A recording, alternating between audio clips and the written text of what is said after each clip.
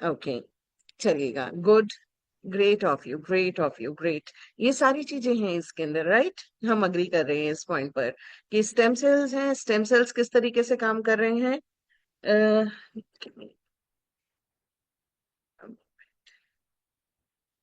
So dear friends, इसके अंदर sound नहीं आ रहा है, आप प्लीज चेक कीजिए। बाकी लोगों को साउंड क्लियर है?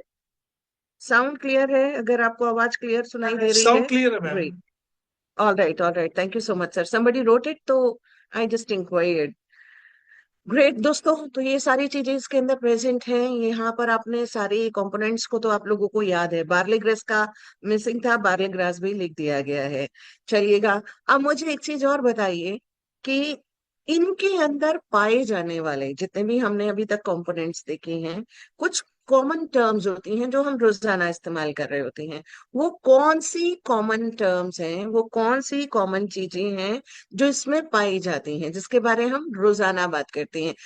मैं अपनी ही प्रेजेंटेशंस की बात कर रही हूँ। रात 9 बजे जो मैं प्रेजेंटेशंस लेती हूँ, उसमें मैं कुछ कॉमन टर्म्स यूज करती हूँ। हर बार स्लाइड आती है, हर बार स्लाइड आपके स्क्रीन पर होती है। ओके, रिजुवेनेशन प्रॉपर्टीज के बारे में बात करते हैं, ग्रेट। इसी तरीके से और बताइए, एंटीऑक्सीडेंट्स के बारे में बात करते हैं, आशु सिन्हा जी। बहुत सही। एंटीऑक्सीडेंट्स के बारे में बात करते हैं, फाइबर्स के बारे में बात करते हैं, सीताराम साहू जी। विटामिन डी, मनोरमा जी। ओके,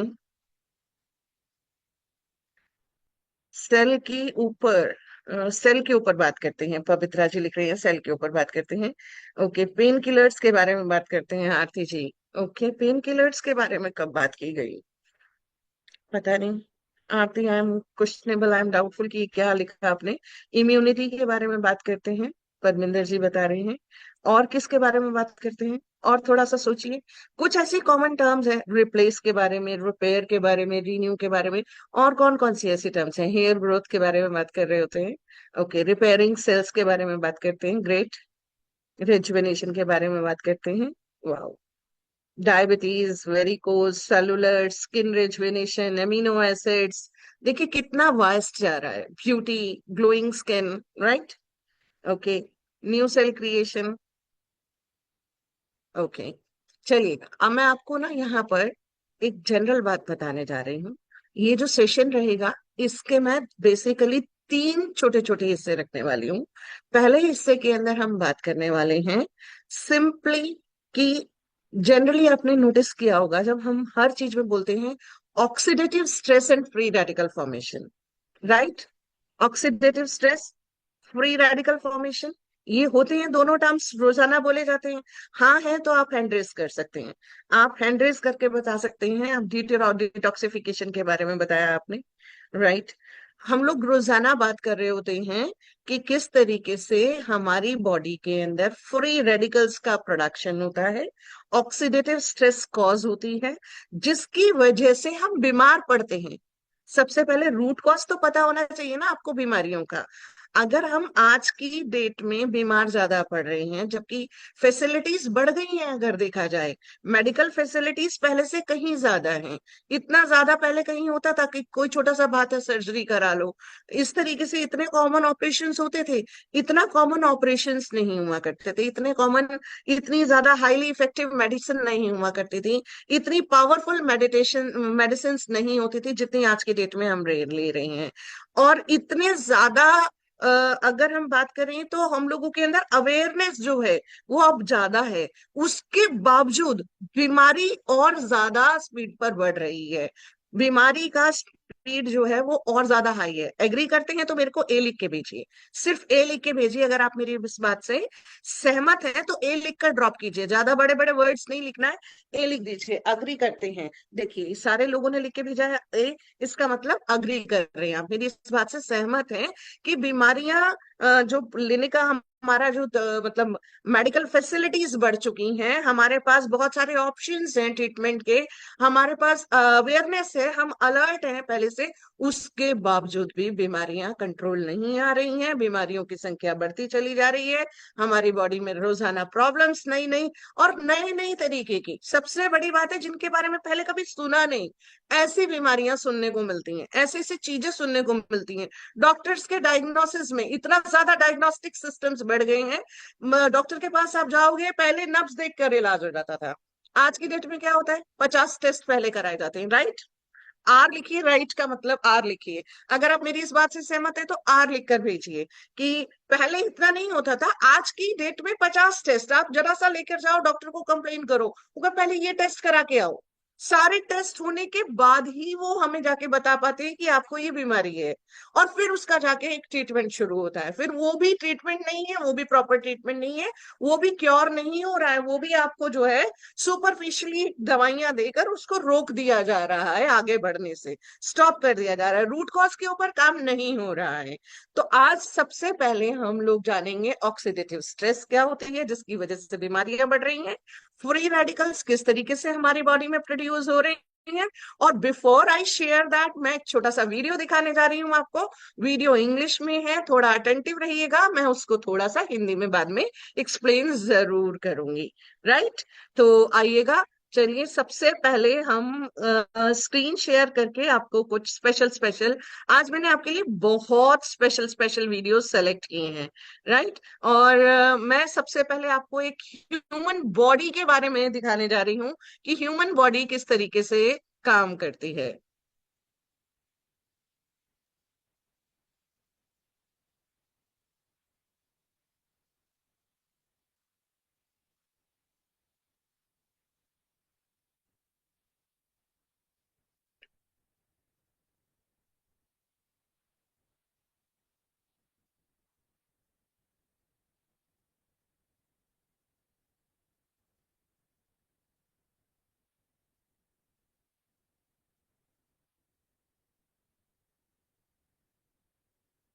रचना, शक्तिशाली मांसपेशियां, सहायक कंकाल, महत्वपूर्ण परिसंचरण प्रणाली और जटिल तंत्रिका नेटवर्क सभी मिलकर काम करते हैं। हर जीवन के आंदोलन को शक्ति देते हैं, जो हमें हर दिन जीने की अनुमति देता है। मानव शरीर की जटिल संरचना, शक्तिशाली मांसपेशियां, सहायक कंकाल, महत्वपूर्ण परिसंचरण प्रणाली और जटिल तंत्रिका नेटवर्क सभी मिलकर काम करते हैं। हर जीवन के आंदोलन को शक्ति देते हैं, जो हमें हर दिन जीने की अनुमति देता है। मानव शरीर की जट देखा दोस्तों, ये एक बॉडी जो है, ये कितने सारे डिफरेंट सिस्टम से मिलकर बनी है। एक आपका पूरा का पूरा एक स्केलेटन अलग दिखाया है, एक नर्व सिस्टम अलग दिखाया है जिसमें पूरा का सिर्फ नर्व स्केलेटन है। पूरी बॉडी के अलग अलग पार्ट्स मिलकर कंपोज होकर किस तरीके से ये बॉडी बना रहे हैं, इसको एक बार फिर से गौर से देखिएगा, क्योंकि आज हम ना इनके बेसिक रूट कॉजेस के ऊपर काम करेंगे। रूट कॉजेस के ऊपर वर्क करेंगे, फिर हम अपने प्रोडक्ट के बारे में आएंगे, आपको प्रोडक्ट की अंडरस्टैंडिंग इजली हो जाएगी। दिल संरचना, शक्तिशाली मांसपेशियां, सहायक कंकाल, महत्वपूर्ण परिसंचरण प्रणाली और जटिल तंत्रिका नेटवर्क सभी मिलकर काम करते हैं। हर जीवन के आंदोलन को शक्ति देते हैं, जो हमें हर दिन जीने की अनुमति देता है। मानव शरीर देखा आपने?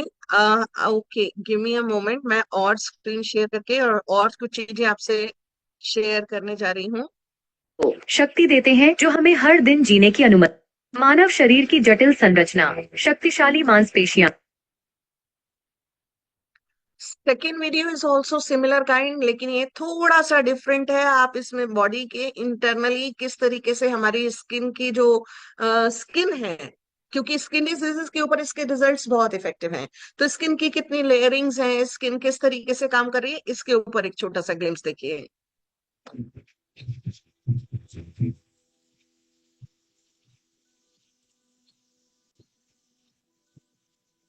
ये पूरा इंटरनल ऑर्गन्स हैं हमारे। ये इंटरनल ऑर्गन्स किस तरीके से काम कर रहे हैं, कहाँ कहाँ कौन सी चीजें फिटेड हैं, कैसे ये हमारी बॉडी के पूरे पूरे सिस्टम्स जो हैं, इनके ऊपर एक लेयर चढ़ा हुआ है स्किन का, और ये कितना प्रोटेक्टेड है, कितना इफेक्टिव है, एक ह्यूमन बॉडी कितनी कॉम्प्लेक्स मैकेनिज्म है, मशीनरी है, इस छोटे छोटे वीडियोस के माध्यम से हम वही समझने की कोशिश कर रहे हैं। आइएगा, अब मैं आपको दिखाने जा रही हूँ एक वीडियो जहां पर हम बात करेंगे ऑक्सीडेटिव स्ट्रेस, इन्फ्लामेशन यानी सूजन जो हमारी बॉडी पे आ जाती है, और फ्री रेडिकल्स के फॉर्मेशन का। फ्री रेडिकल्स की वजह से बहुत सारे डिजीजेस हमारी बॉडी में होती हैं। जितने भी आपका ये कैंसर है, हार्ट डिजीजेस हैं, आपका ब्रेन स्टॉर्म्स हैं, ब्लड से रिलेटेड प्रॉब्लम्स हैं, ये सारी की सारी प्रॉब्लम्स बॉडी में कॉज हो रही हैं आज की डेट में because of free radical formation और ऑक्सीडेटिव स्ट्रेस। क्या है ये ऑक्सीडेटिव स्ट्रेस, कैसे कॉज होती है, कैसे इसको हम एलिमिनेट कर पाएंगे, और क्यों हमारा प्रोडक्ट के अंदर जब हम बात करते हैं तो उस प्रोडक्ट में क्या ऐसा स्पेशल है, आप ही आंसर करेंगे। आज का जो ट्रेनिंग सेशन है ना, इसमें आंसरिंग आपके पास रहेगी। मैं सिर्फ आपको क्वेश्चंस क्वेश्चंस करूंगी, क्वेश्चंस के आंसर्स आपको खुद करने होंगे, तभी आपको आइडिया लगेगा कि कैसे हो रहा है। तो चलिएगा एक वीडियो देखते हैं जो बहुत इफेक्टिव है।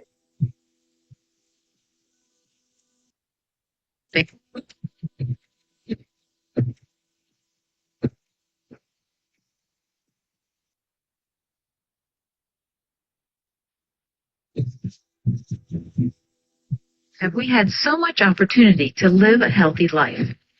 We have year-round access to advanced medical treatments, clean water, and fresh produce. However, our modern world has also exposed us to many harmful elements. Environmental toxins, processed foods, stress, and drugs all take a toll on the body. As a result, our bodies have been forced to deal with inflammation, free radical damage, and oxidative stress. In this lesson, we will discuss these factors and how they impact your health. We are all familiar with the inflammation that comes with a scrape on the knee. Inflammation is the body's natural reaction to something harmful or irritating. Within moments, the skin surrounding the scrape gets red, swollen, and painful. Inflammation serves a valuable purpose. It's an early and necessary step in the healing process. In the case of an accident or injury, it typically runs its course and all signs disappear within a few days. However, inflammation can occur inside the body. This type of inflammation can be chronic and systematic. For example, the linings of the blood vessels can become inflamed throughout the body. Chronic inflammatory processes like these may not present with any symptoms until damage has already been done. For instance, chronic inflammation of blood vessel linings is thought to be associated with an increased risk of plaque buildup. There are types of internal inflammation that can present symptoms. Ulcerative colitis and Crohn's disease are types of inflammatory bowel disease, which is often abbreviated to IBD. IBD is a chronic condition that is characterized by widespread inflammation of the digestive tract. Symptoms of IBD can be challenging to live with. They include abdominal pain and cramping, diarrhea, fever, and fatigue. IBD is an autoimmune disease, but its symptoms may be aggravated by a poor diet and stress. Many inflammation processes within the body are associated with an increase in the activity of free radicals. Free radicals are highly reactive molecules that are missing an electron. This missing electron makes the free radical unstable. They long to be stable again and go crazy inside the body searching for a spare electron to grab onto. As they bounce around your body, they damage surrounding cells. The spare electron is usually stolen from another molecule. That molecule then steals from another. This creates a chain reaction of free radical damage. There are many factors that can increase the production of free radicals. These include smoking, certain medications, radiation, metabolic processes, food additives, and physical or emotional stress. Antioxidants are molecules that donate electrons to free radicals. This calms the free radicals down, preventing further damage. Antioxidants can be obtained from foods and include vitamins C and E, as well as other micronutrients. If the body is unable to break the cascade of free radical damage, it can experience oxidative stress. Oxidative stress is defined as an imbalance between the production of free radicals and the available antioxidant defenses. It damages cell membranes, proteins, and DNA. In simpler terms, it's the collective damage sustained by the body due to the constant free radical activity. So if you think of free radicals as tornadoes, then oxidative stress would be the collective damage the town sustained from those tornado strikes. Let's review. In this lesson, we learned that friends, ये जो हमने अभी भी video देखा, इसमें ना दो तीन चीजें एक्सप्लेन की गई थी। सबसे पहले कि सूजन सूजन जो हम देखते हैं कि चोट लगती है, तो चोट लगने पर क्या होता है कि कभी भी कोई घुटने से दिखाया था वहां पर कि घुटने पर एक चोट लगी, वहां पर रैशेस पड़े, छिला, छिलने की वजह से बॉडी ने वहां उसके ऊपर एक लेयरिंग बनाई, रैशेस बनाए, उसके ऊपर एक प्रोटेक्टिव लेयरिंग बनी। प्रोटेक्टिव लेयरिंग के बाद वहां पर रेडनेस बढ़ गई, रेडनेस बढ़ने से धीरे धीरे वहां पर एक जो पूरा ब्लड आ रहा है, फ्लो होकर आ रहा है, ताकि वहां एक स्पेशल, कहते हैं कि जैसे एम्बुलेंस आती है ना, तो इसी तरीके से हमारी बॉडी के अंदर जो रेड ब्लड सेल्स हैं वो भाग कर आते हैं जहां भी कहीं चोट लगती है, और उसके ऊपर आकर काम करना शुरू करते हैं कि ताकि उसको ठीक किया जा सके। अब बॉडी ने अपना काम करना शुरू किया। गिव मी अ मोमेंट, में 1 मिनट बस दीजिएगा।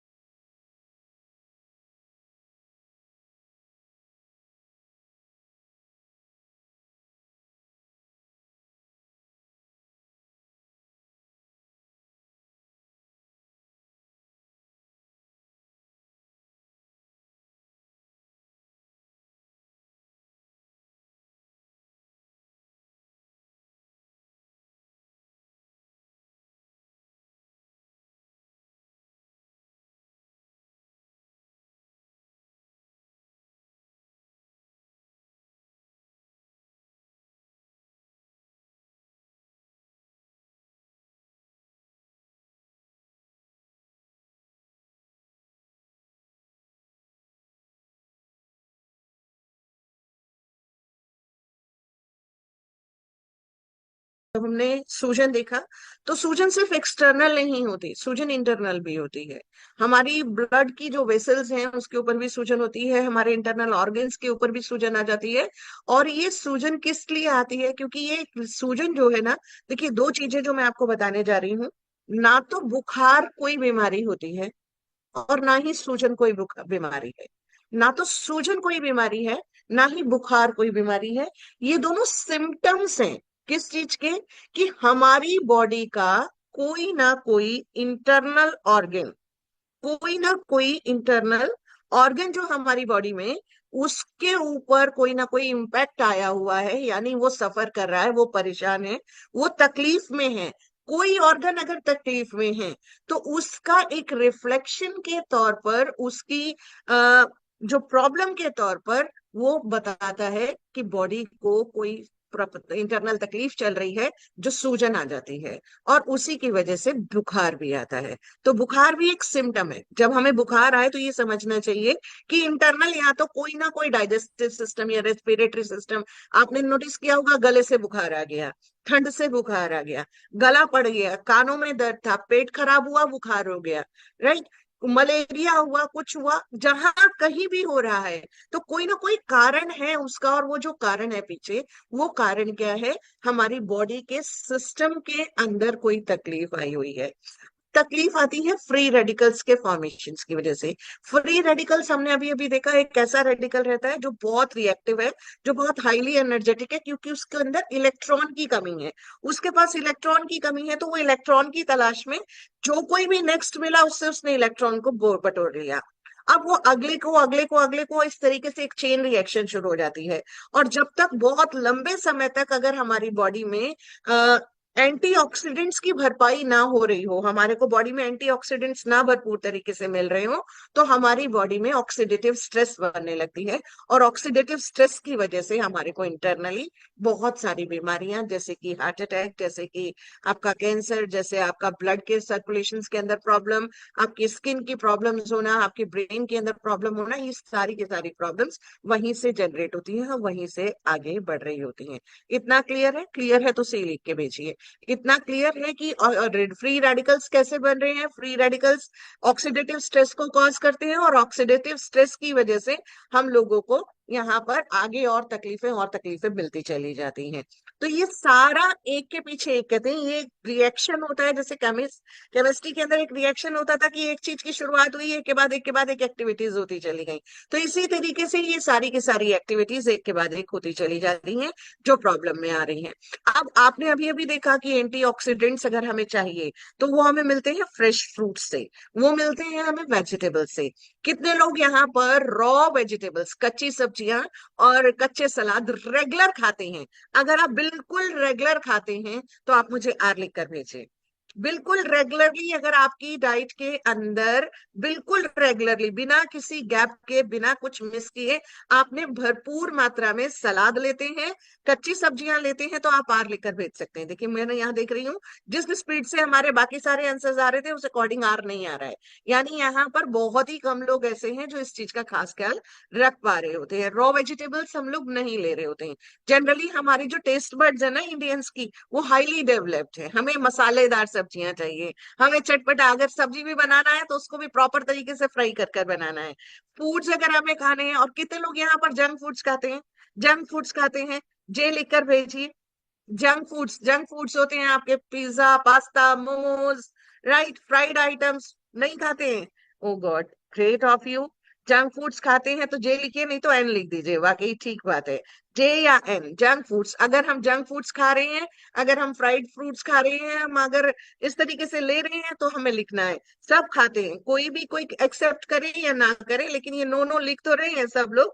लेकिन ऐसा बहुत बहुत रेयर रह गया है कि अगर हम पास्ता हो, बर्गर हो, पिज्जा हो, मोमोज हो, चाउमीन हो, नूडल्स हो, मैगी है आपके, और क्या क्या नाम लिया जाए, सारी चीजें, ये चिली पटाटोज, मोमोज, राइट, इस तरीके के फूड्स, फ्राइड फूड्स सब लोग खा रहे होते हैं।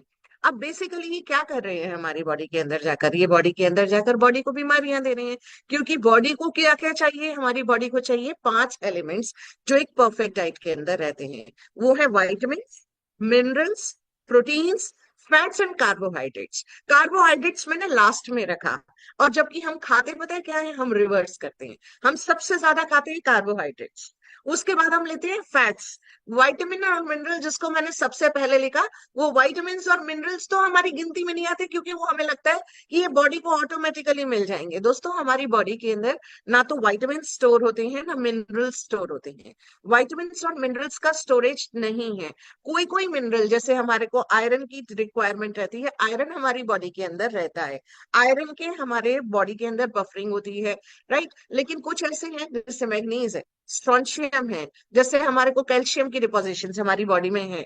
लेकिन हमारे के अंदर पूरे विटामिन या पूरे मिनरल्स, हम सोचे विटामिन सी आज हमने खा लिया तो हमारी एक हफ्ते की छुट्टी हो गई, नहीं हो पाएगा, नहीं हो पाएगा, सॉरी टू से, ऐसा नहीं होता है, राइट। अगर मैं अब पानी की बात कर लेती हूँ, क्योंकि पानी भी हमें अच्छा पानी मिल रहा है। देखिए, एक सबसे बड़ी बात है कि पहले हम जब पानी पिया करते थे, हमें उतना इफेक्टिव पानी, हम लोगों को क्लीनलीनेस के ऊपर, उसके ऊपर, हाइजीन के ऊपर आज हम ज्यादा ध्यान देते हैं। लेकिन हम ज्यादा जब ध्यान देने लगते हैं ना, तो भी हमारा प्रॉब्लम्स बढ़ रही होती हैं। तो वाइटामिन्स नहीं मिल रहे हैं, मिनरल्स नहीं मिल रहे हैं, हमारे रेगुलर फूड से तो बिल्कुल नहीं मिल रहे हैं।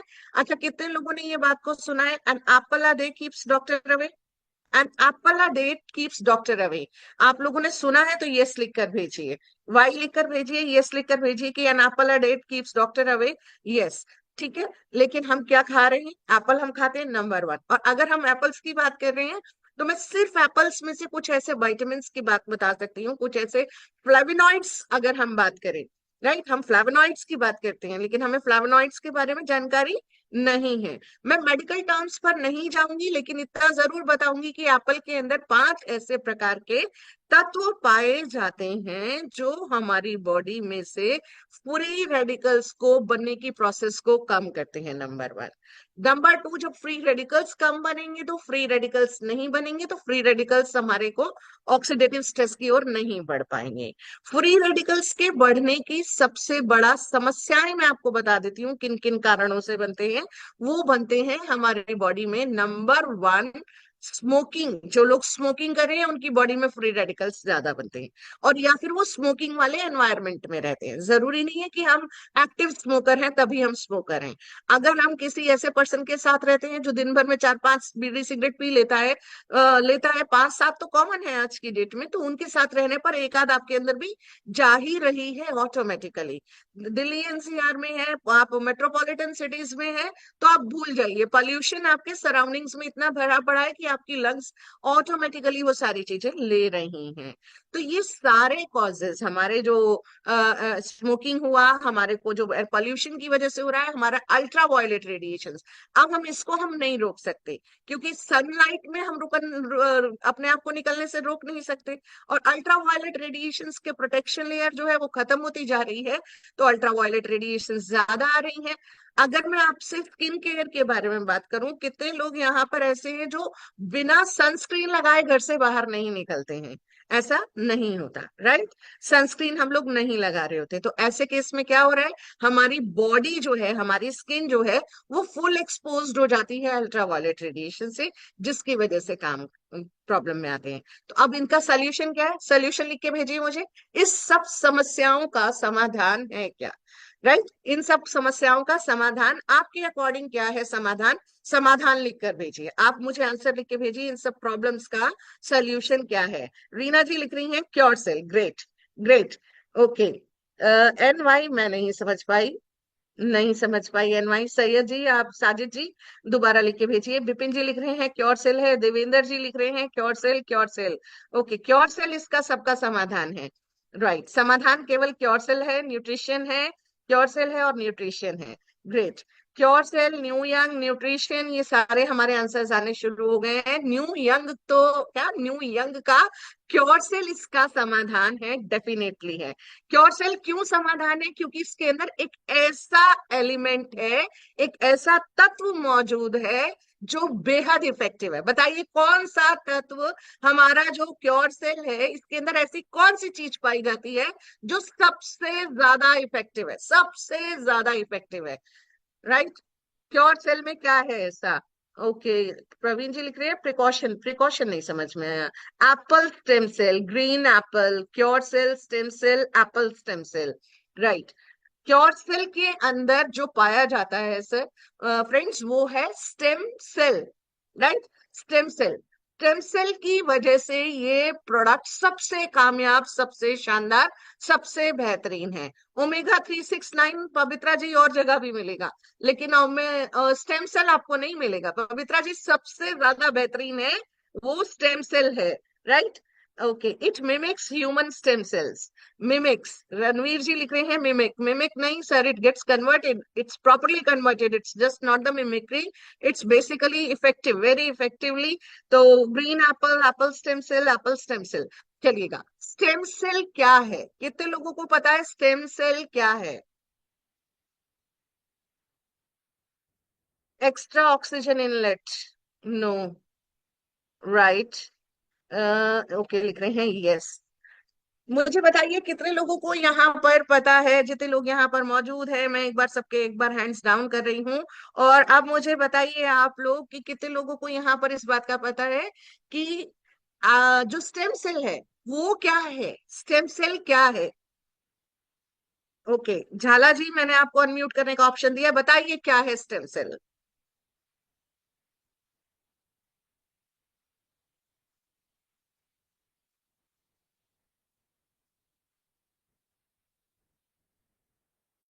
नहीं बताना चाहते? ओके, नरेंद्र जी लिख रहे हैं stem cells are unique cells in the body with the remarkable ability to develop into various specialized cell types as muscle cells, brain cells, blood cells, okay, देखिए, great great Narendra ji, perfect answer, perfect answer Narendra ji का answer. Okay, powerful cell regenerate our cells. चलिए, मैं आपको बता देती हूँ stem cell क्या है। अगर ओरिजिनल एक शब्द में बताऊं आपको, तो स्टेम सेल एक ऐसा सेल है जिसके पास ना तो कोई स्पेशल फंक्शन, कोई फंक्शन स्पेशल नहीं है, और ना ही कोई स्पेशल स्ट्रक्चर है। ना तो उसका कोई अपना रूप रंग है, ना आकृति है, ना रूप रंग है, ना आकृति है, ना ही उसका कोई स्पेसिफिक काम है। भाई ये क्या बात हुई, ये कौन से शब्द हुए स्टेम सेल को डिफाइन करने के, कि जिसके पास ना तो अपना रूप रंग है, ना अपनी आकृति है, ना अपनी कोई संरचना है, ना ही उसके अपना कोई स्पेसिफिक फंक्शन है। फिर ये स्टेम सेल इतना पावरफुल कैसे हो सकता है? राइट, बहुत बड़ा क्वेश्चन है ये। तो मैं आपको बताती हूँ, स्टेम सेल के अंदर एक बेहद खास क्वालिटी है। पता है क्या क्वालिटी है? वो जिस ऑर्गन के पास जाएगा, जिस ऑर्गन के, वो उस ऑर्गन के सेल्स को अडॉप्ट कर लेगा, वो उसके जैसा बन जाएगा। अगर हमारे हार्ट को प्रॉब्लम है तो वो कार्डियक सेल्स में डेवलप हो जाएगा। अगर हमारे ब्रेन में प्रॉब्लम है तो वो हमारे न्यूरॉन्स के अंदर कन्वर्ट हो जाएगा। अगर हमारी स्किन के अंदर प्रॉब्लम है तो वो हमारी स्किन सेल्स में कन्वर्ट हो जाएगा। एपिडर्मल सेल्स हुई, एपिथेलियल सेल्स हुई, जिस तरीके की, जिस लेयर के अंदर, डर्मल, एपिडर्मल, राइट, डर्मिस, कितनी जिस भी तरीके की, उसमें कन्वर्टेड हो जाएगा। अगर आपकी किडनी में प्रॉब्लम है तो वो किडनी के सेल्स का रूप रंग धारण कर लेगा। तो स्टेम सेल्स वो सेल्स हैं जिनकी अपनी कोई क्वालिटी ना होते हुए भी वो सारी बॉडी की सेल्स को बनाते हैं, जनरेट करते हैं, और उसी की तरीके का स्ट्रक्चरिंग ले लेते हैं। अग्री कर रहे हैं इस बात से? सहमत है? समझ में आ रहा है? समझ में आ रहा है तो मैं आगे बताती हूँ। समझ में आता है तो और अग्री करें, एक बार बताएं मुझे कि समझ में आ रहा है। यस नो, यस नो कुछ भी लिखकर भेज सकते हैं। तो स्टेम सेल्स का कोई अपना स्पेसिफिक टाइप नहीं है, स्ट्रक्चर नहीं है, फंक्शन नहीं है। जिस तरीके की बॉडी में छोड़ोगे वहां पर हो जाएगा। और सबसे इंपॉर्टेंट बात अब मैं आपको बताने जा रही हूँ कि ये जो स्टेम सेल्स हैं, ये कई तरीके की होती हैं। राइट, 4-5 वैरायटी है स्टेम सेल्स की अपने आप में। और इनके अंदर एक इंपॉर्टेंट चीज है कि ये अपने आप को डिवाइड करती हैं 15 to 20 to 30 टाइम्स। कोई 15 टाइम्स है, कोई 20 है, तो कोई 25 है, तो कोई 30 टाइम्स है।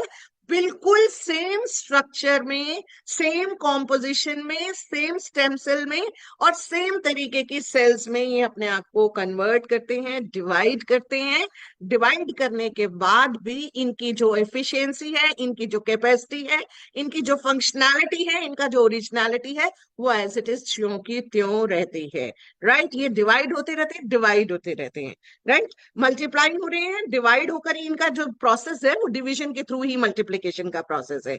They are getting multiplied by dividing themselves. The body cells जो होती हैं हमारी, वो दो तरीके की डिवीजन होते हैं हमारी बॉडी के अंदर। एक होता है आपका मायोसिस, एक माइटोसिस। राइट, अगर आप साइंस बैकग्राउंड से हैं तो आपने मियोसिस माइटोसिस के बारे में पढ़ा होगा। तो meiosis and mitosis are the two processes, और ये अपने आप को डिवाइड करते हैं, लेकिन डिवाइड होने के बाद ये same same structure, same capacity, same सब चीज के ऊपर 30 टाइम्स तक डिवाइड कर लेते हैं, और सेम तरीके की प्रोसेसेस इनके अंदर चलती रहती हैं। अब इसके अंदर सबसे बड़ी पता है क्या है? ये जिस प्रोसेस में, जिसमें ये ढलते हैं, इस प्रोसेस को कहते हैं लीनिएज। लीनिएज का मतलब है, अगर इसको कार्डियक सेल्स में डेवलप होना है तो ये कार्डियक सेल्स का स्ट्रक्चर ले लेते हैं, ब्रेन सेल्स में होना है तो ब्रेन सेल्स का स्ट्रक्चर ले लेते हैं। तो ये जो प्रोसेस है ये कहलाता है लीनिएज। अगर हमने इनको, अगर हमें सपोजिंगली हमें पता है कि हम लोगों ने स्टेम सेल्स की थेरापी के बारे में पढ़ा, हम लोगों ने स्टेम सेल्स की थेरापी को समझा और जाना है। मैं एप्पल स्टेम सेल पर बाद में आती हूँ, पहले मैं अभी स्टेम सेल्स के बारे में जनरल बात कर रही हूँ।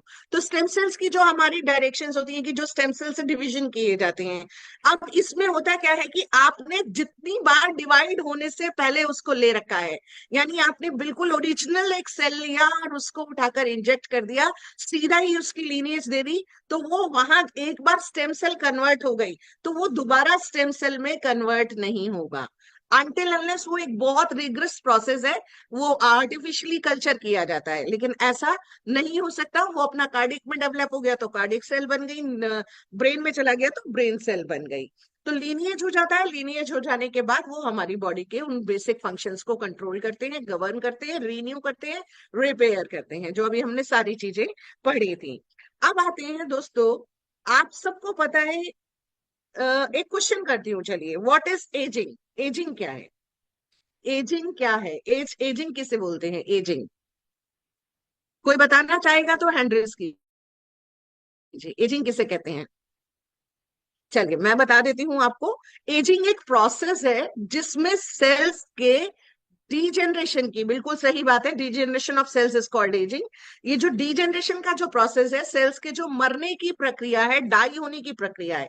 देखिए हर सेल हर थोड़े टाइम में अपने आप जो है मरती जाती है, पुरानी सेल्स डैमेज हो जाती हैं, मर जाती हैं, और नई सेल्स उनकी जगह लेती रहती हैं। जैसे हमारी अगर इंटेस्टाइन की बात करूं, तो आंतों की लाइनिंग जो है वो 3 से 5 दिन के अंदर अपने आप को चेंज कर लेती है, इंटेस्टाइनल लाइनिंग। और हमारी बॉडी जो है उसकी हीलिंग कैपेसिटी सबसे ज्यादा हाई है। हमारी जो रेड ब्लड सेल्स हैं, इससे पहले भी मैं कई बार बता चुकी हूँ, वो 120 डेज के अंदर रीजनरेट होती हैं। तो कोई भी बीमारी को अगर आपको जड़ से खत्म करना है, तो आपको कम से कम क्योर सेल को 150 डेज लेना चाहिए मिनिमम। 150 डेज अगर हम चाहते हैं कि हमारी बॉडी में से ये पूरी तरीके से एलिमिनेट हो जाए, खत्म हो जाए। तो दोस्तों, जब हमारी जो सेल्स हैं, उनका पुरानी सेल्स ज्यादा स्पीड पर मर रही हैं, खत्म होती चली जा रही हैं, डीजेनरेट हो रही हैं, और नई सेल्स जो है वो बन नहीं पा रही हैं, ये प्रोसेस कहलाती है एजिंग। एजिंग का ये जरूरी नहीं है कि वो एज जैसे जैसे बढ़ेगी हमारी, तभी वो एजिंग बढ़ेगी। अगर हम देखें कि एक जनरल ह्यूमन बॉडी, अगर हम ह्यूमन बॉडी की बात करें, ह्यूमंस की बात करें, तो नॉर्मल एज जो है वो 80 साल है। तो हम कहते हैं कि 60 के बाद बुढ़ापा आ गया। कई लोग 50 के बाद अशक्त महसूस करते हैं, कई लोग 45 के बाद अशक्त महसूस करते हैं। और अब यंग जनरेशन जो है वो तो अभी 35-40 की एज में भी उनके पास वो कैपेसिटी, वो अंडरस्टैंड, वो स्टेमिना बचा ही नहीं है कि वो अपने आप को एक्टिवेट रख सके। अग्री कर रहे हैं मेरे साथ? इस बात से सहमत है ना, कि जो हम कहते तो हैं कि हमारी जो नई जनरेशन है, इनके अंदर दमखम कहाँ है ना? दमखम नहीं बचा, इनके अंदर स्टेमिना नहीं है। एक्चुअल में क्या है कि उनकी बॉडी के अंदर एजिंग की प्रक्रिया तेजी से हो रही है। और इसीलिए आज की डेट में लोग सप्लीमेंट्स की डायरेक्शन में बढ़ रहे हैं। लोग वाइटामिन की गोलियां खा रहे होते हैं, मल्टीविटामिन ले रहे हैं, लोग प्रोटीन ले रहे हैं। अच्छा, एक्चुअली क्या है, सबसे इंपॉर्टेंट चीज क्या है कि हम ना बिना सोचे समझे लेना शुरू कर देते हैं। ये सबसे बड़ी बात है, एक दूसरे के इन्फ्लुएंस में आकर लेना शुरू कर देते हैं। कई लोग ने, अभी मैंने आज, हम लोग एक और अपनी इस पूरी मीटिंग में जब हम बात करते हैं, तो हम कोलेजन प्रोडक्शन के ऊपर बात करते हैं।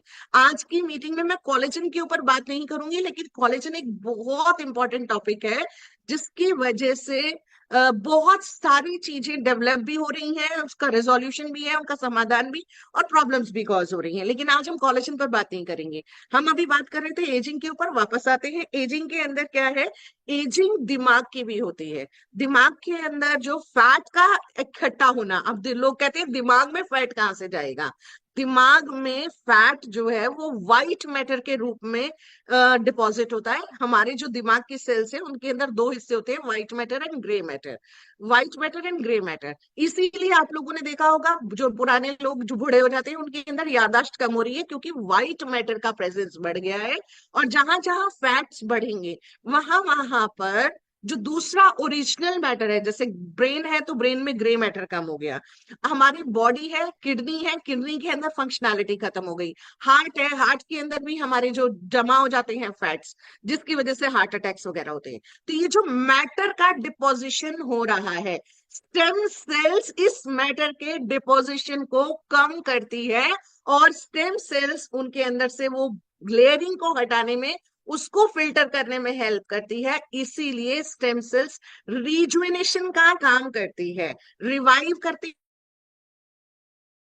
है, रीन्यू करती है। देखिए हमने 2-3 चीजें स्टेम सेल्स के बारे में पढ़ी हैं। स्टेम सेल्स हमारी बॉडी को रिपेयर करेगी, रीन्यू करेगी, और नई सेल्स जो होंगी, वो जो बन रही होंगी, वो हाईली इफेक्टिव सेल्स बन रही होती हैं। अग्री करते हैं मेरे साथ? वीडियोस ऑन कर सकते हैं आप लोग। आप लोगों ने आज वीडियोस ऑन नहीं कर रखे हैं, मैं देख पा रही हूँ कि बहुत ही कम लोग आज तो वीडियोस ऑन करके बैठे हैं, शायद क्या कहा जा सकता है, राइट? आपकी स्माइल्स मिस कर रही हूं मैं। तो दोस्तों हम लोग यहाँ पर स्टडी, देखिए अभी तो अच्छा लग रहा है, अभी तो अच्छा लग रहा है कि हम किसी से बात कर रहे हैं, राइट? अभी तक मुझे लग रहा था कि शायद मैं अकेले ही अकेले बोले चले जा रही हूँ, जैसे रूटीन मीटिंग में तो मैं भी अपना वीडियो ऑफ करने वाली थी। रूटीन मीटिंग होती है तो रूटीन मीटिंग में मैं भी तो ऐसे ही करती हूँ ना, रोजाना आती हूँ, रोजाना वही सेम मीटिंग्स, वही सेम तरीका, वही सेम पूरा का पूरा प्रोसेस। चलिए दोस्तों, हम लोग अब स्टेम सेल से रिलेटेड एक वीडियो देखने जा रहे हैं। We are going to watch one video जिसमें स्टेम सेल्स किस तरीके से काम करेंगे। ये जो हम लोग रूटीन में करते हैं ये वैसा वाला वीडियो नहीं है। अगेन एक इंग्लिश वीडियो है, इसके पीछे मैं फिर से हिंदी में इसको एक्सप्लेन कर दूंगी आप लोगों को अच्छे से। वो 5 मिनट का वीडियो बहुत इफेक्टिव वीडियो है, इसको देखिए और समझिएगा कि स्टेम सेल्स कैसे हमारी बॉडी में हेल्प कर रही हैं हमारी बॉडी को रीन्यू करने के लिए, right?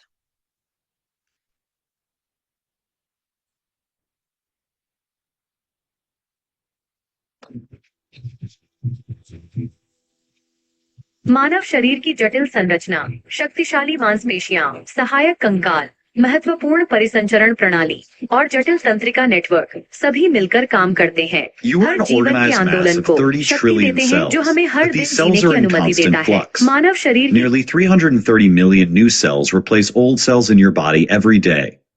Your intestinal lining renews itself every 3 to 5 days. Red blood You are an organized mass of 30 trillion cells, but these cells are in constant flux. Nearly 330 million new cells replace old cells in your body every day. Your intestinal lining renews itself every 3 to 5 days. Red blood cells die in just 120 days and so are regularly replaced. This constant cycle of regeneration keeps you alive. Your skin remains intact, your blood flows uninterrupted, and your gut stands resilient in the face of harsh acids. None of this would be possible without a group of supercells in your body called stem cells.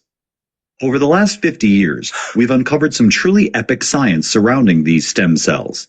Their regenerative abilities have brought them into focus as therapies for diseases, especially those of the blood.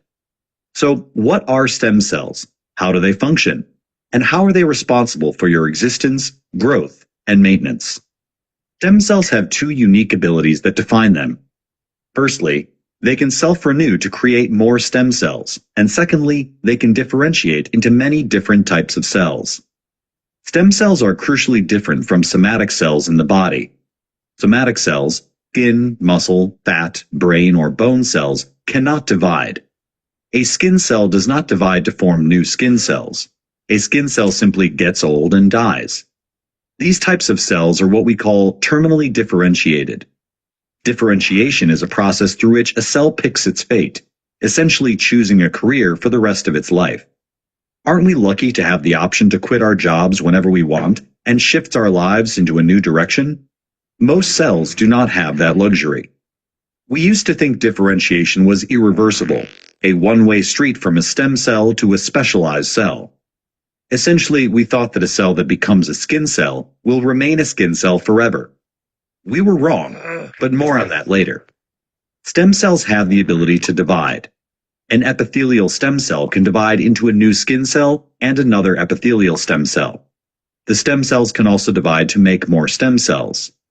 Therefore, an epithelial stem cell divides to self-renew and then differentiates into a skin cell. There are categories of stem cells based on the different cells into which they can differentiate.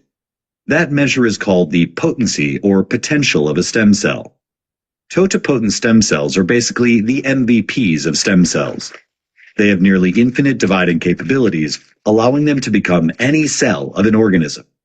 The zygote, the single cell formed from the fusion of egg and sperm, is the OG totipotent stem cell. From its first few cell divisions arises an entire human. You stand today as an organized and systematic mass of trillions of cells arising from a single zygote. If you had to guess, how many cell types do you think an adult human has? Tell us in the comments below. There are also pluripotent stem cells to consider. Pluripotent stem cells are slightly more restricted than a zygote and can form almost all cell types. Embryonic stem cells, or ESCs, are a type of pluripotent stem cell that arise when the zygote divides to form a mass of cells called a blastocyst. When you restrict the fate of stem cells even further, they are called multipotent stem cells. These cells can differentiate into many different kinds of cells of a specific type. Hematopoietic stem cells in the bone marrow divide to make new blood cells, red blood cells, white blood cells, and platelets. The epithelial stem cells we mentioned earlier are another example. They can turn into any type of epithelial cell. Adults do retain some stem cells, which are present in particular niches to help maintain the body, replacing old cells with new ones. They can be multipotent stem cells, such as hematopoietic stem cells, or unipotent stem cells. Unipotent stem cells can only differentiate into one type of cell, meaning that a muscle stem cell can only differentiate into a muscle cell. This raises an interesting question. All cells have the same DNA, so how are some cells stem cells and others not? And as mentioned earlier, cell differentiation was assumed to be irreversible, but is that really true? Yes, cells all have the same DNA, but not all cells express all the genes. Genes are small sections of information in the DNA. Our more detailed video on DNA explains how the molecule works within a cell. Click the link in the top right corner to learn more. In brief, proteins in the cell read the information in a gene and convert that information into proteins the cell needs. The genes that are turned into proteins are the genes that are expressed. The cells switch off certain genes and are therefore not turned into proteins. We say that those genes are not expressed. Thus, a skin cell will only express genes such as the gene for keratin, while a muscle cell won't express that gene at all. In stem cells, this change in gene expression hasn't happened yet, and only occurs when the stem cell specializes. In 2006, researchers Shinya Yamanaka and Kazutoshi Takahashi did something researchers once thought impossible. They managed to convert a skin cell back into a pluripotent stem cell. They discovered 4 genes that controlled. So friends, I think ये यहीं तक video जो था वो बहुत effective और काम का था, क्योंकि इससे आगे का वीडियो थोड़ा अलग डायरेक्शन में जा रहा है, राइट? तो हम वापस आते हैं, समझते हैं। अभी जो हम लोगों ने वीडियो देखा, इस वीडियो के अंदर एक बहुत इंपॉर्टेंट बात को समझाया गया कि स्टेम सेल्स जो हैं वो तो अपने आप को कन्वर्ट कर रहे हैं, मसल स्टेम सेल्स अलग रहती हैं। आपने अभी अभी नोटिस किया होगा कि हर इंटेस्टाइनल स्टेम सेल्स अलग हैं। अब इंटेस्टाइनल स्टेम सेल से इंटेस्टाइनल स्टेम सेल्स डेवलप हो सकती हैं, मसल स्टेम सेल से muscle stem cells further develop हो सकती हैं, लेकिन जो बेसिक स्टेम सेल था जिससे सारी सेल्स डेवलप हो सकती हैं, वो हमारी बॉडी के अंदर एम्ब्रियोनल कॉर्ड के अंदर प्रिजर्व रहता है। इसीलिए एम्ब्रियोनल कॉर्ड को प्रिजर्व करके बहुत सारी बीमारियों के सॉल्यूशंस निकाले जा सकते हैं स्टेम सेल्स के थ्रू। अब आता है क्वेश्चन कि क्योर सेल जो है वो इतना इम्पैक्टफुल या इतना इम्प्रेसिव क्यों है? क्योंकि इसके अंदर प्रेजेंट, पता है क्या है? इसके अंदर प्रेजेंट है apple, right? Apple stem cell, red grape stem cells. अब एप्पल स्टेम सेल्स और रेड ग्रेप स्टेम सेल्स की ऐसी क्या खास फीचर है जो इसको इतना यूनिक, इतना स्पेशल, इतना डिफरेंशिएटेड बना दे रहा है कि ये इतना ज्यादा इम्पैक्टफुल है? जानना स्पेशलिटी है जो कि इतना डिफरेंशिएटेड है कि ये हमारी बॉडी में पाए जाने वाले जो नेचुरल एम्ब्रियोनिकल कॉर्ड के अंदर स्टेम सेल्स हैं उससे भी ज्यादा इम्पैक्टफुल है, क्योंकि ये हमारी बॉडी में हर तरीके की सेल ग्रोथ को बना सकता है, रिन्यू कर सकता है, रिवाइव कर सकता है, रिपेयर कर सकता है, ऑर्गेनाइज कर सकता है। तो दोस्तों, इसके लिए मैं आपको बताना चाहती हूँ एक नॉर्मल एप्पल और एक जो अपना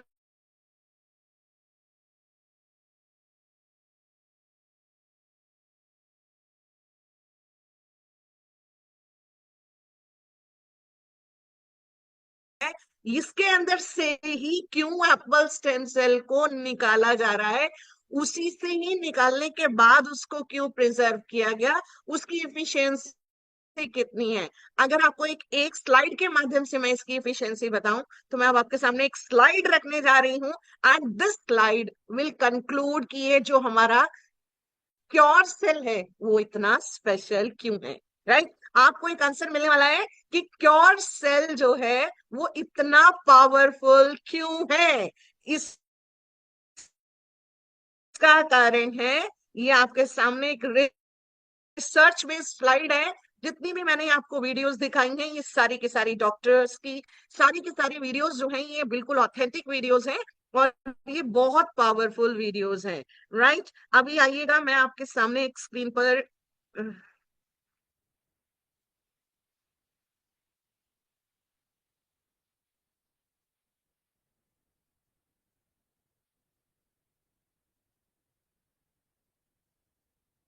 गिव मी अ मोमेंट।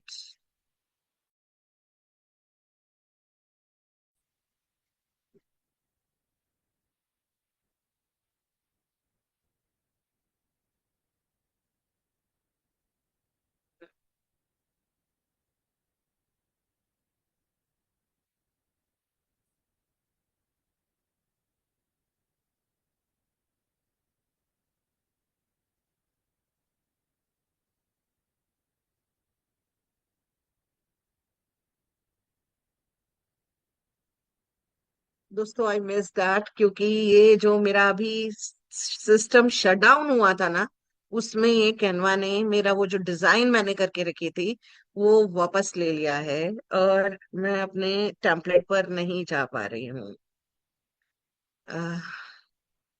सच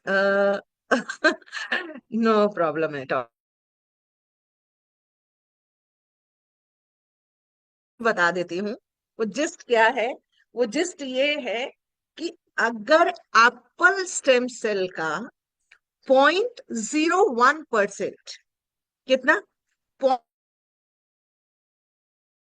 100वां हिस्सा हमारी बॉडी के अंदर इंट्रोड्यूस होता है, तो वो हमारी बॉडी में 80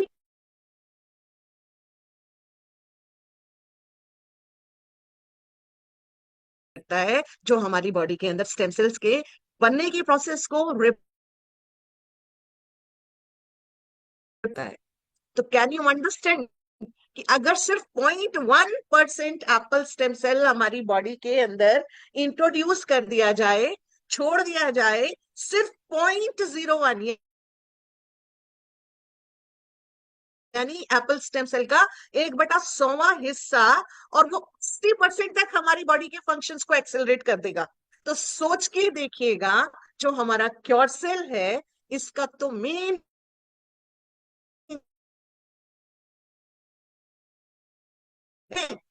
राइट और रॉन्ग, राइट और रॉन्ग, लिख के भेजिए, लिख के बताइए मुझे। R R right, right wrong लिखना चाहते हैं तो डब्ल्यू लिख सकते हैं। इसे चाहिए, I just want to know कि यस ये ट्रू है नहीं है। हमारी जो क्योर सेल है वो तो बना ही एप्पल स्टेम सेल से। मैं आपको ये सारे वीडियोस के लिंक शेयर कर दूंगी। चाहते हैं ऑथेंटिसिटी ऑफ इंफॉर्मेशन को चेक करना चाहते हैं, अगर आप इस पूरी इंफॉर्मेशन को खुद से एक्सेस करके खुद से अपनी किसी चीज को रिसर्च में लाना चाहते हैं, डेवलप करना चाहते हैं, तो I will share these things with you. But my dear friends, this is absolutely right कि जो क्योर सेल है, इसके अंदर जो एप्पल स्टेम सेल है, वो हमारी बॉडी के अंदर 200 से ज्यादा बीमारियों को कंट्रोल करने के लिए सिर्फ लास्ट के 2 मिनट्स 3 मिनट्स आपसे और लेना चाहूंगी, क्योंकि मैं बताना चाहती हूँ एक और टर्म को, और इस टर्म का नाम है fortification, fortified, loaded, fully loaded, overloaded जिसे कह सकते हैं, एक्स्ट्रा लोडेड कहते हैं। जब आप चीज वो खाते हैं ना, पिज्जा, कितने लोगों को जब पिज्जा खाने जाते हैं तो एक्स्ट्रा चीजी पिज्जा ऑर्डर करना पसंद है, लोडेड विद एक्स्ट्रा चीज, ऊपर से एक्स्ट्रा एक्स्ट्रा चीज लगाकर, टॉपिंग्स लगाकर।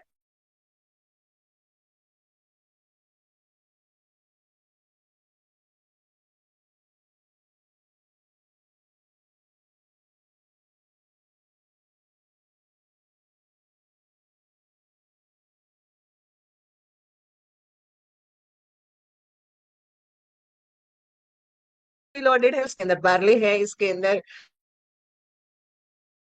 ये सारे देखिए, जब हम एक एक पीपीटी के हम स्लाइड्स के थ्रू चलते हैं, तुम पर सेंसर रोल देखोगे, ऑक्सीडेटिव स्ट्रेस, अल्ट्रावायलेट रेडिएशन से प्रोटेक्शन, और आपको वो आपको एंटी एजिंग प्रॉपर्टीज रखता है, राइट। जहां आएगा एंटी एजिंग आएगा, जहां आप स्लाइड पर देखोगे एंटी ऑक्सीडेटिव प्रॉपर्टीज आएगा, फ्री रेडिकल के प्रोटेक्शन को आएगा, और साथ में आएगा इसके विटामिन सी है, विटामिन ई है, विटामिन ए है, विटामिन बी है, कैरोटेनॉइड्स हैं, पॉलीफेनॉल्स हैं, फ्लेवोनॉइड्स हैं, यही सारी चीजें हैं। दोस्तों एक्चुअल में हमारी बॉडी को यही सारी चीजें चाहिए होती हैं, और इसीलिए ये स्टेम सेल्स की जो एफिशिएंसी है वो 100% तक पहुंच जाए। 80% तो खुद से सेल्फ सफिशिएंट है, उसको 100% तक एनहेंस करना चाहते हैं, तो के लिए उसके अंदर बार्ली ग्रास, उसके अंदर रेड बेरीज, अकाई बेरीज, उसके अंदर जूसेस, उसके अंदर एक्सट्रैक्ट्स, उसके अंदर क्लोरोफिल, ये सब ऐड किया गया है ताकि हमारी बॉडी से फ्री रेडिकल के प्रोडक्शन को कम किया जा सके, ऑक्सीडेटिव स्ट्रेस को दूर किया जा सके, हमारी बॉडी के अंदर जो नए सेल्स बन रहे हैं वो बेहतरीन तरीके के बने, और हमारी बॉडी को प्रॉपर विटामिन्स और न्यूट्रिशन की कमी ना रहे, ताकि हमारी बॉडी इससे सही हो सके। और दोस्तों एक इम्यून सिस्टम ही आपको से बचा सकता है, nothing else can make you better. कोई और चीज आपको अच्छा कर ही नहीं सकती। डॉक्टर के द्वारा दी जाने वाली सारी बीमारियां, सिर्फ वो सारी दवाइयां बीमारियों के जो सिम्टम्स होती है ना उनको सप्रेस करने के काम आती हैं, उनको रोक रही होती हैं, उनको प्रिवेंट कर रही होती हैं, उनको एलिमिनेट नहीं करती। एलिमिनेशन आपने सुना होगा कि वो हमारा इम्यून सिस्टम ही कर रहा होता है। और मैं हमेशा से कहती हूँ कि humans are high qualities of animals, वो एनिमल्स की हायर कैटेगरीज हैं। तो दोस्तों यहाँ पर इम्यून सिस्टम को स्ट्रेंथन करने के लिए fully fortified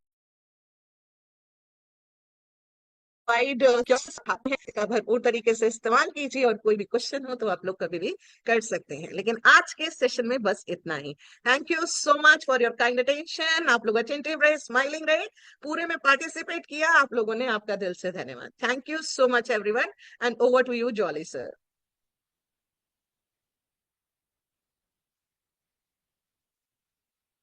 jolly sir, thank are you, you there? Thank you ma'am, thank you, बहुत बहुत धन्यवाद। मैं बहुत ही, देखिए, बहुत क्रिटिकल जगह में खड़ा हूँ और पूरी मीटिंग मैंने सुनी है, खाली प्रोडक्ट देख रहा था और चीजें समझ रहा था। मैम ये मीटिंग मुझे लगता है कि काफी लोगों को इसका बेनिफिट मिलेगा, और आने वाले टाइम में इसका बहुत ज्यादा बेनिफिट लोग उठा सकते हैं। थैंक यू मैम, आपने एक बहुत बड़ा प्रयास किया, और ये प्रयास होते रहना चाहिए, आपका साथ चाहिए। हेलो।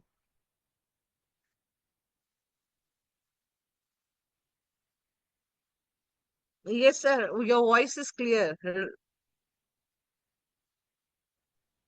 तो मैम मुझे एक चीज से बहुत अच्छी लगी इसके अंदर, कि आपने सिर्फ प्रोडक्ट नहीं बताया, ये बीमारी होती कैसे है, कैसे इसके अंदर इतने सारी प्रॉब्लम्स आ जाती है मानव शरीर में, ये जो चीजें बताई है ना, ये इसका फायदा बहुत लंबा जाने वाला है। प्रोडक्ट के बारे में तो हर कंपनी बता देती है कि ऐसे प्रोडक्ट है, ऐसे प्रोडक्ट है, लेकिन ये प्रोडक्ट हमारे शरीर पर कैसे आने वाले टाइम में रिजल्ट देगा, इसका बहुत बड़ा इफेक्ट आएगा। इसके लिए आपका बहुत बहुत धन्यवाद, कोटि कोटि नमन आपको। और ये मीटिंग हमारे लोग कह रहे हैं, thank you ma'am for regarding about knowledge, और लोग ये भी कह रहे हैं कि नेक्स्ट मीटिंग कब है। तो ये सिलसिला हमारा चलता रहेगा, और क्या सिलसिला चलता रहेगा दोस्तों?